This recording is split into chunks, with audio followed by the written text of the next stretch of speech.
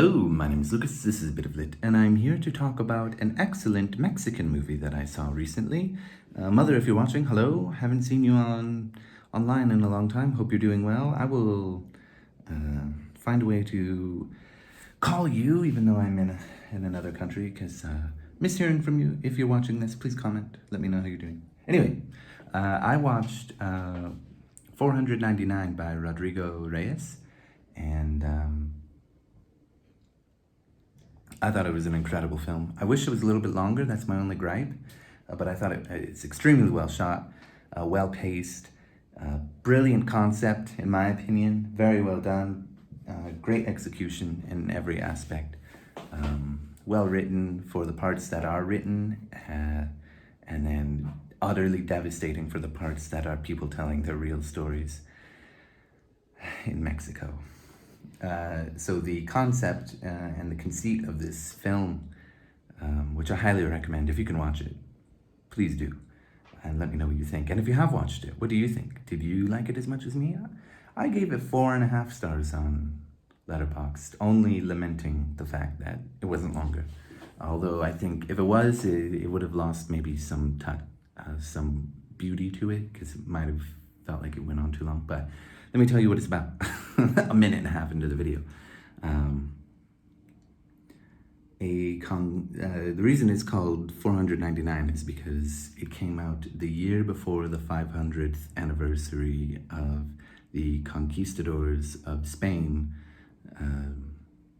landing in Mexico and destroying the Aztec Empire and all the natives for their own ill-begotten gains and their horrific, violent, cruel, sadistic, inhumane colonial purposes.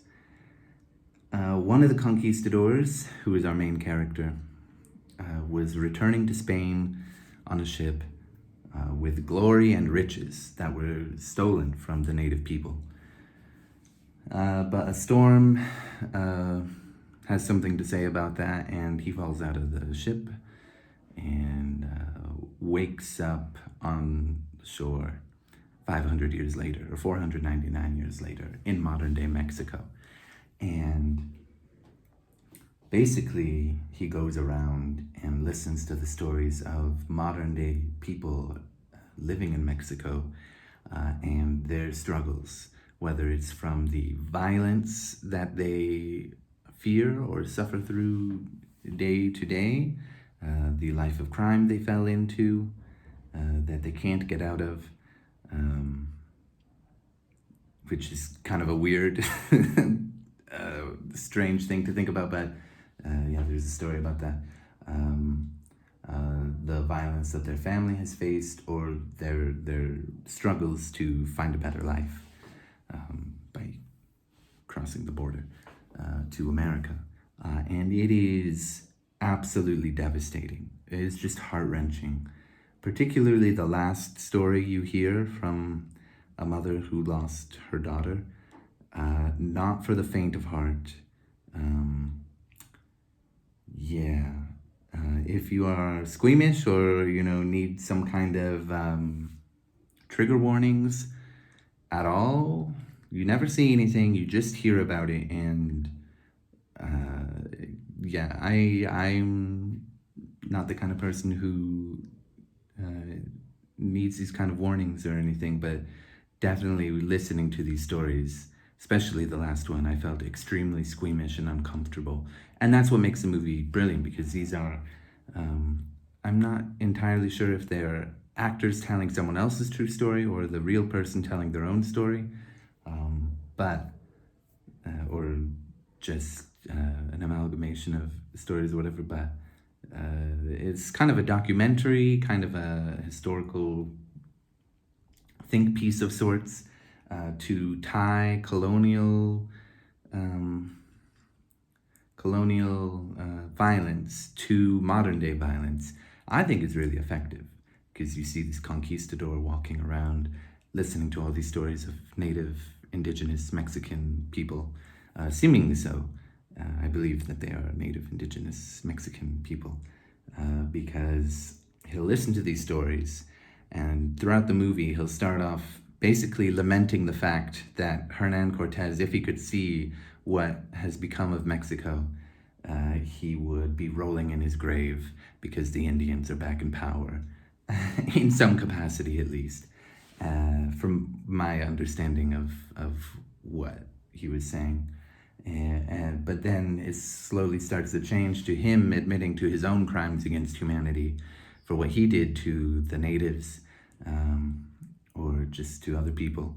The natives. In his time, before he went back home and fell off the ship and landed in modern day. And then by the end, when he hears that last story,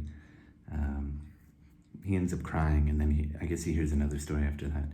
But he starts to really reflect on what glory was there to be had. And, he talks about how he always believed that God was on his side, even though he was warned that they're just using God as an excuse to steal for their own ill-begotten gains. But he always believed God was on his side, but now he's starting to think, what glory was there in what I did. And by the end of the movie, I think the most sort of damning, powerful statement is that he ends up at a Chinese restaurant, and he's cleaned up, he's lost his beard and got a haircut and new clothes. He's lost his conquistador garb, and he's just working as a busboy basically, and reflecting on everything that he's seen in his life and recently, as he's washing some dishes.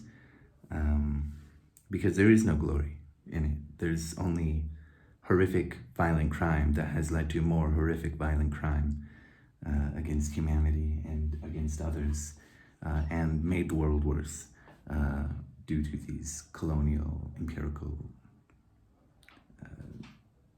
actions that he was part of. That's all I really have to say. Mother, hope you're doing well.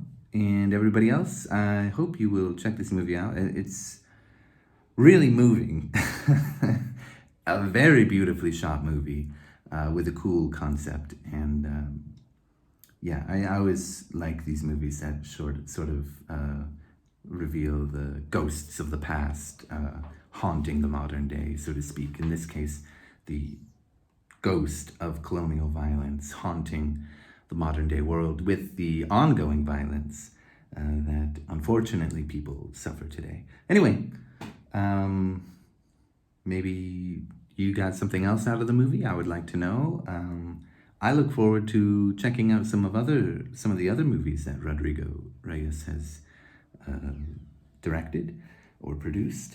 And so, thank you for watching. Let me know what you think, or if you are interested in this movie. Because it's great. And also I saw it on Criterion Channel. I don't know where else you can get it. Bye.